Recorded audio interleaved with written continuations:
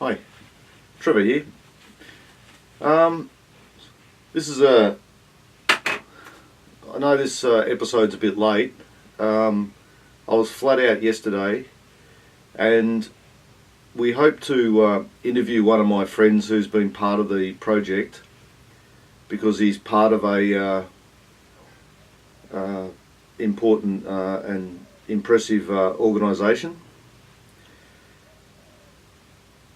He's part of the choir of Hard Knocks, and I hope to interview him just before, sometime before he went, started. But also would have liked to have interviewed him, when he came out, but I wasn't able to do that for a few reasons. Anyway, over the last week, I've still done a little bit of filming with my new equipment, which is great, and I'm getting used to it, and it works really well. This video here is actually down at Bendigo Street, and as we go in, this last Friday they held a media conference inside number 8 Bendigo Street, and so here's a little bit of that. Yeah, it's good. And we here? Yeah.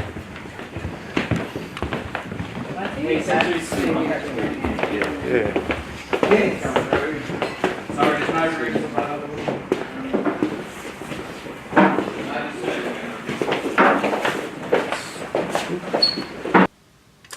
room.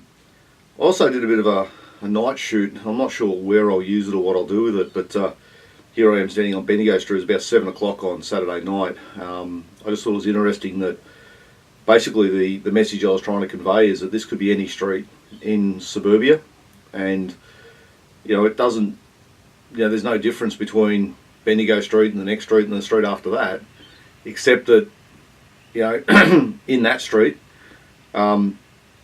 you've got a number of people that are facing imminent eviction, and a lot of these people are homeless and they've got nowhere else to go, and yet once again the authorities see fit that the best solution they can come up with is to just engage the police to kick them out, move them on somewhere else. We don't care where they go. And I think this is one of the big problems with the way that the government work. It's kick them out of this backyard, they end up somewhere else. And that's not a fault of the people, they've got to go somewhere. And as I've mentioned before, and many other people mention it, it's not just my words, but having a roof over your head should be a basic human right. It enables you to focus. I mean, I can cite a prime example, and that's my situation. The last couple of weeks, I've had some financial issues, and there's a little bit of it's easy to say, oh, I mismanaged some of the funding, but I think that ultimately the banks were the ones that screwed me the worst, because they would have known that the hire company were going to take their money out when I went and bought the new camera gear. Now, it's easy to say, oh, well, I could have sold the camera, which I haven't. I've worked around that. I got some support, and some welcome support from various members and friends, various members of the community and friends and what have you. And I'm appreciative of that. I knew it was the best option was to keep the camera gear. But it's been difficult, and I've had to, call in some favours. But each night I've been able to get a good night's sleep, because I know that, well, within reason, that I'm not going to get 20 coppers knocking on the door at 5 a.m. in the next morning. You know what I mean? And I can lay my head on my pillow. I'm in a nice warm bed. It's a safe environment. Me and the housemates, we might not be the best of friends, but we're not enemies. And it demonstrates that by being able to have this environment, and the fact I'm housed, just shows how important it is. And that's the thing I would say to anyone that's homeless. I mean, you might sit there and think you're never going to be able to move forward, but you can. But it starts by getting into a house. And it needs to be safe and secure housing. It has to be long-term housing. We're on a 12-month lease here, but we know we're right for quite a while, within reason. So that gives us something to work with. Whereas these guys, like I say, the guys and girls down at Bendigo Street, there's kids down there as well. They just don't know. They're on a hair trigger, and I think it's really sad. We did do some other footage yesterday. As I said, we had planned to do some stuff down at the Art Centre. We did take some footage of the Art Centre. Here it is, all lit up and looking nice. We also got some shots of interviewed a mate of mine, Craig, who's one of my crew, in I was going to say Hosier Lane, but it's not Hosier Lane. No, it's the smaller version. It's Union Lane, which is off Burke Street, and we had a bit of a tricked up camera angle, and we got some interesting comments from Craig. I also made comment up at the City Square, and this is another place where the government have just seen fit to move the homeless on, and they've actually replaced up there with some nice plants, which, was all great for the plants. But I mean, the problem is they keep moving the homeless on. Where do they go? They bundled them out of Enterprise Park. Where do they go? It's all very well to say we don't want the homeless here, we don't want them there, but they've got to be somewhere.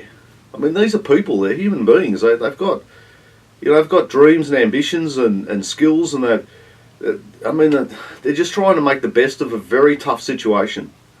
So we don't know unfortunately the numbers of homeless are increasing every year, and it's poignant to remember that we've just done the census, and it'll be interesting to see just what the numbers are when 18 months down the track we get the results of that. So that's basically it. In terms of my project, well, losing the component that I hope to include yesterday is a major hit. It affects the whole narrative, and it changes the dynamic of the project quite a bit. It was going to be an uplifting, positive note to actually finish the doco on. I thought it was going to be pretty special. That's not going to happen. So I've got to come up with something else. There's other positive things I can find, and there's other things I'm aware of that I can look at. And unfortunately, they don't quite have the same story. It was a great story, I must say, to have my mate who's done it tough. He's part of my crew, and he ends up, performing in the Art Centre. And that was basically the story. But anyway, well, this is that sort of brings you up to speed on where it's all at. I've got a meeting next week with some people to try and we want one last interview for the doco, and we're hoping to do that on site somewhere. We're also still waiting for some wet weather. You wouldn't believe how mild it's been in Melbourne. It has been crazy. What we need is a couple of days of decent rain, get a nice wet winter's scene down in the city, and we'll set some things up and we'll film that, and it'll look great. We just need the rain. So if Mother Nature's tuning into my YouTube channel, we need some bloody rain, yeah? Just for a couple of days. 24 hours of continuous rain, but I need to know about a week in advance so I can organise the permits. That's the reality of what I'm dealing with. Anyway, guys, that's it. Brings you up to speed on where we're at. Look, as I've said before, it's bumps and hurdles and swings and roundabouts and what have you. No one ever said this was going to be easy. If it was easy, everyone would do it. It's tricky, but I think we're probably at about 85%, maybe 90% of the filming. Well, no, probably about 80% now of the filming done. We just need a few more scenes to lock in. But yeah, it's all moving forward. It's difficult at times, I can tell you. I've been saying all last week I need an executive producer to handle some of the behind the scenes things, sending emails and probably going to some of the meetings, because I'm getting dragged out on site and to different things. And I'm also back at uni studying full time, so it limits my time. And there's a few things that I could have done better last week. I was a bit crook at the start of the week as well. But if there's anyone out there that would, I've said it before, if anyone would like to, the title's there. If you can be executive producer, I need someone that's good at engaging with organisations that are in a professional manner. You need to be able to send emails, good communication skills, phone, text, things like that. And I've got more than enough on the to-do list to keep you busy for a few weeks. I can't pay, but nobody's getting paid, and that's just the way it is. Anyway, guys, cheers.